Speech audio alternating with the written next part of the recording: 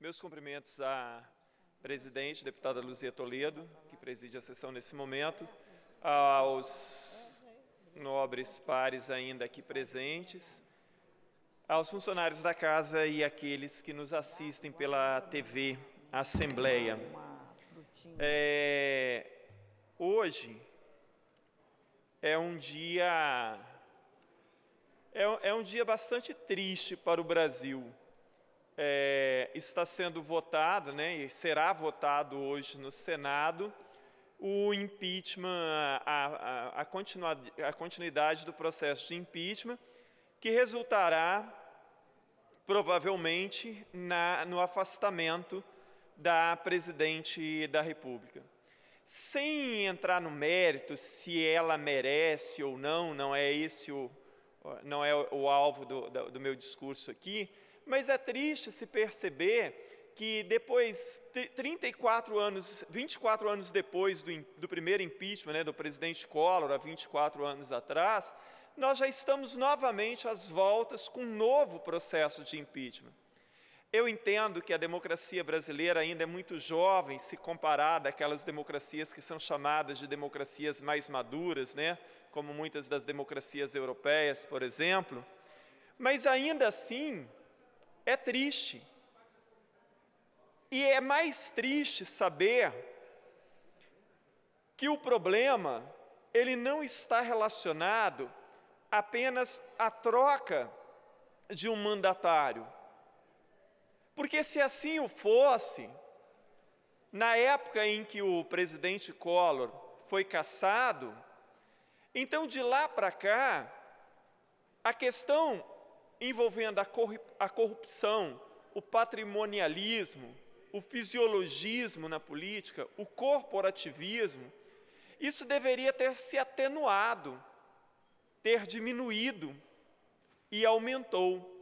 O próprio Collor, naquela época punido, com o processo de impeachment, tornou-se inelegível por 8 ou 10 anos, e está de volta hoje senador da República e novamente envolvido até os bigodes com os esquemas de corrupção denunciados pela Operação Lava Jato. O que mostra, então, que a punição por si só, ela não é suficiente. Ela não resulta no fim do problema. Então, deveria ter se criado uma infinidade de mecanismos para que nós não estivéssemos vivendo o momento que estamos vivendo hoje. Claro, com a ressalva que, no caso da presidente da República, ela não está sendo cassada por corrupção, Ela está sofrendo um processo de impeachment relacionado a crime de responsabilidade, que não é a mesma coisa que corrupção. Neste processo não há ali acusações de corrupção contra a presidente. E, no entanto, é claro que acabou pesando o conjunto da obra do governo petista dos últimos 13 anos. Aqui no Brasil, se criou o que se chama de presidencialismo de coalizão, devido à imensa proliferação de partidos existentes no país. Veja os senhores que tem hoje no TSE 18 pedidos de formação de novos partidos, doutor Hércules. Se todos forem aprovados, nós teremos em breve mais 18 partidos no Brasil. Hoje, salvo engano, já são 33. Não é possível que em um país consiga se governar com um Congresso com mais 18 partidos, com 33 já é muito. Agora, talvez também o problema não seja, porque se nós estamos numa democracia, então haveria a defesa de que as pessoas têm sim o direito de pleitear a formação de novos partidos, de acordo com a lei e tudo mais. Mas o que se vê no Brasil é uma quantidade tão grande de interesses obscuros, imiscuídos na política, que pouco é possível ou é muito difícil de se acreditar que grande parte desses partidos que se inscreveram ali, né, no TSE para serem aprovados, que estejam realmente coadunados com uma ideologia, com propostas firmes para o país e com interesses republicanos, democráticos. Porque o que tem se visto nos últimos anos, com a proliferação de partidos, é que muitos partidos tornaram-se siglas de aluguéis. Nas épocas de eleição ali, para vender o seu tempo de televisão, para vender o seu apoio, em troca de benefícios. Mas isso não são apenas as legendas de aluguéis que fazem, porque daí o problema seria menor. Se nós fizéssemos, olha, então são só os pequenos partidos que negociam dessa forma. Mas os grandes partidos negociam de outras formas. Como eu disse antes, a falta de republicanismo, a falta de um interesse realmente coadunado com os interesses da sociedade, faz com que o Congresso Nacional e a relação entre o Executivo e o Legislativo Federal seja um verdadeiro balcão de negócio, como já denunciava a ex-senadora Heloísa Helena lá na década de 90. E isso também acaba se replicando nos estados e nos municípios. Talvez nunca na história desse país o sentimento republicano e a ação republicana dos homens públicos e dos partidos foi tão necessária quanto nesse momento. Porque não se vislumbra que nesse jogo de disputa que ora ocorre no país, que o alvo de interesse principal seja a nação, que as pessoas estejam efetivamente preocupadas com a nação. Nós temos hoje caciques de todos os partidos envolvidos, denunciados e investigados pela Operação Lava Jato, inclusive do meu partido.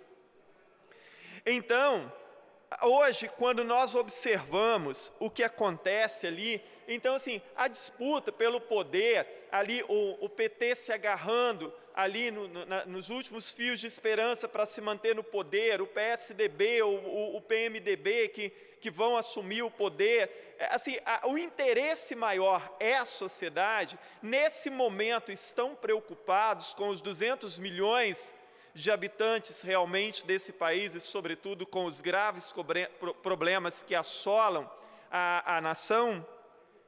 Eu acho muito pouco provável que isso esteja acontecendo.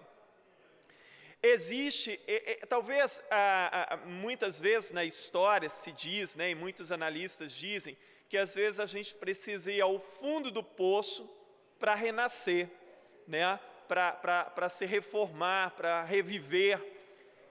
E esse talvez seria o melhor momento para que os partidos se auto-reformassem, para que os partidos se reinventassem, porque grande parte da população ela já não acredita mais no discurso, porque todo mundo discursa que é honesto, todo mundo acusa o outro de ser o bandido, de ser o corrupto, mas os partidos não olham para os seus interiores.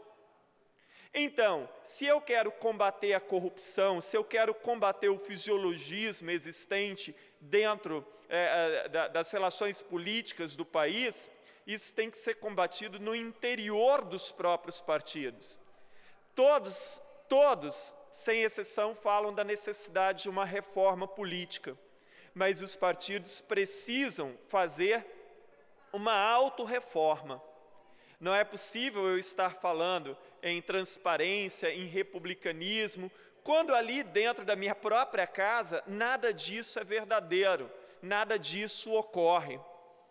Então, hoje, como eu no início da minha fala disse, é um dia triste para a nação. É um dia triste, é um momento muito ruim para a nação. Agora também, né, independente de quem assumir ali o governo, não será fácil colocar esse país nos eixos. Ainda que a presidente continue ou não, não será fácil. E quem pagará por isso, principalmente, será a parcela mais pobre da sociedade.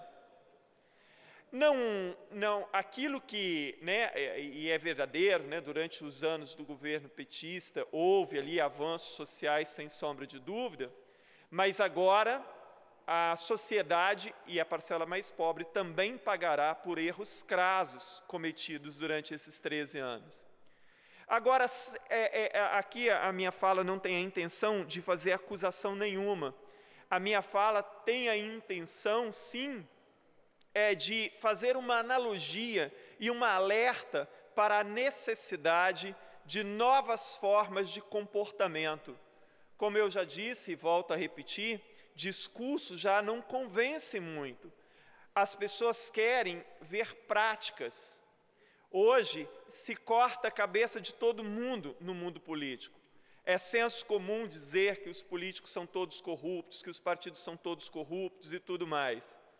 A imprensa daí tem uma boa dose de culpa nisso, porque enfatiza muito o negativo e não observa que há diferenças. Mas, para além dessa questão, nós precisamos de novas práticas. Paulo Freire, talvez o maior educador da história do Brasil, reconhecidíssimo aqui e no exterior, Paulo Freire dizia que o discurso e a prática têm que ir se aproximando até que as duas sejam uma coisa só. Eu não posso eternamente discursar sobre moralidade, sobre ética, sobre republicanismo, e a minha ação não está coadunada com isso. Agora, uma grande parte dos partidos, pela pouca capacidade também que uma boa parte da população tem de um entendimento mais profundo das relações políticas, tentam a todo custo, assim, vamos dizer, colocar na cabeça das pessoas que o grande e único problema do país é o governo do PT. Quando o grande problema do país é a contaminação existente em toda a política brasileira e em todos os partidos praticamente, talvez salvando ali uns 2 ou 3, e como eu já disse, inclusive, o meu partido também bastante contaminado. Então, nós temos que ter a coragem de não só ficar repetindo a frase de que é necessário cortar na própria carne, mas os partidos têm que ter coragem de cortar mesmo na própria carne e colocar a sociedade em primeiro plano, agir de uma forma republicana e esquecer esses interesses esdrúxulos de troca de cargo para obter apoio. Hoje está ali já, se o Michel Temer assume o próximo governo, ele que disse que reduziria o número de ministério para 15 ou 16, já está dizendo que vai ficar na casa dos 28, 29. Por quê? Porque ele não tem onde acomodar tanta gente que exige, para lhe dar apoio, exige ministérios, exige cargos, exige não sei mais o quê. Então, sejamos mais republicanos e entendamos que o nosso compromisso é com a sociedade e que temos que agir republicanamente em prol dessa sociedade e não em prol de interesses grupais, partidários, individuais e, não raro, interesses extremamente obscuros. Temos que parar de misturar a coisa pública com a privada. Nós temos que acabar com tanto patrimonialismo no Brasil, com tanto fisiologismo que existe na política brasileira, e não se engane, não existe só em nível nacional, na federação, no poder federal. E isso se aplica nos estados e nos municípios da mesma forma. Ou nós passamos, e os partidos, a agir de uma outra forma, ter uma nova conduta, ou a população realmente não vai conseguir mais ficar enxergando as diferenças entre os partidos e vai chegar um momento que a paciência da população se esgotará com tantos desmandos. Essa semana eu lembrei aqui do discurso de Cícero, falando sobre Catilina no Senado romano. Até quando abusarás de nossa paciência? E é isso que a população já começa a se perguntar. Até quando abusarão de nossa paciência? Muito obrigado, presidente.